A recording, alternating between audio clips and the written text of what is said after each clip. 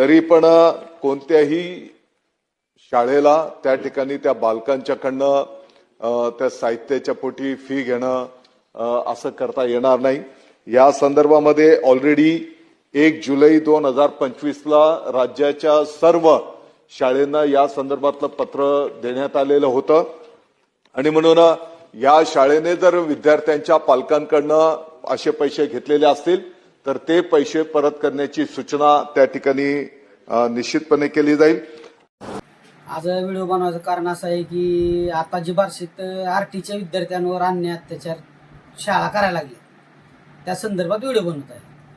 ही होणार आहे ही मला अगोदरच माहिती होतं, त्यामुळे मी 1/4/2026 रोजी माननीय गट शिक्षण अधिकाऱ्यांना अर्ज केला होता की ही परिस्थिती पुढे शाळा निर्माण करणार आहे। त्याच्यासाठी तुम्ही प्रत्येक शाळेला लेटर काढून पाठ्यपुस्तकं मोफत वाटा।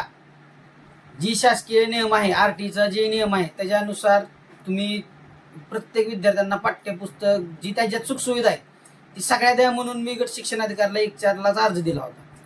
त्यावर गट शिक्षण अधिकाऱ्यांनी अद्याप कुठलीही कारवाई केलेली नाही। मी त्यांना पत्रक दिलं, त्यांनी सोलापूरला कळवलं, सोलापूर कादर शेख साहेबांना त्यांनी सांगितलं की असं असं तक्रार प्राप्त झाली, त्याच्यावर तुम्ही आढावा द्या। मी ह्या विषयात सदर कादर साहेबांना भेटायला गेलो, कादर साहेबांनी सांगितलं गेल्या वर्षी जे आदेश मी काढलेला आहे तीच आदेश त्यांना पुढे फॉलो करायला सांगितलं आहे।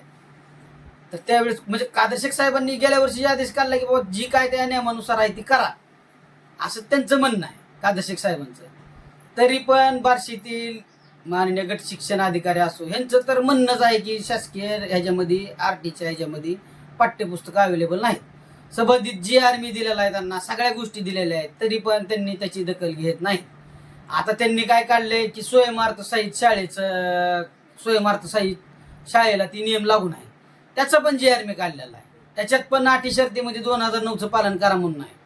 मग मी काल भेटायला गेल्यावर कादर शेख साहेबांनी ह्यांनी जे दुसरं लेटर काढले की त्यांनी एका शाळेवर कारवाईचं पत्रक काढलेलं आहे ती काल लेटर पोहोचले तिथं। मग ते आता त्याच्यावर संदर्भात सोमवारी नियम म्हणजे जी काय कारवाई असेल ती कळेल।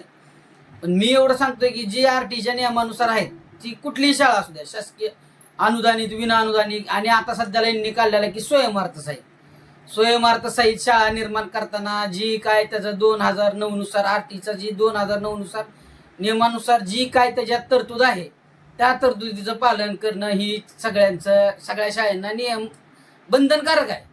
तरी पण बार्शीतील शाळा ह्याला तयार होत नाहीत। आम्ही सदर कारवाई करा म्हणलं की गट शिक्षण अधिकारी म्हणतात शिक्षण अधिकारी म्हणतात त्यांच्याकडे दिले।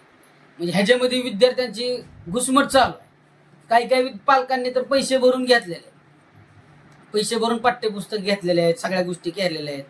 मग ही शासन ह्यांना देत आहे, जी शासनाचा नियम आहे त्याच नियमानुसार ह्यांना फी भेटते, सगळं जात आहे। आता 69 कोटी आता एक 4-5 दिवसाखाली कितीतरी कोटीचं वितरण केलेलं आहे। ह्याचा पण जी आर आहे, ह्याचा पण जी आर मी व्हिडिओच्या लास्टला टाकतो। आतापर्यंत मी केलेलं 1/4 पासून मी त्यांना केलेला अर्ज, त्यांनी दिलेलं उत्तर हे सगळे व्हिडिओच्या शेवटपर्यंत टाकतो। त्याच्यावर बघा की नेमकं ह्याला म्हणजे शाळा कुणाला दाद देत नाही किंवा कुठल्या गोष्टी शाळा थोडक्यात मनाची एक गोष्ट झाली की शाळा अधिकाऱ्यांना पण जाणत नाही। आता अधिकाऱ्यांना जाणत नाहीत का कुठल्या गोष्टी आहेत का कुठलं काय त्याच्यात एक गोष्ट म्हणून निर्माण आहे ते आता संबंधित पालकांना तर लक्षात येईल।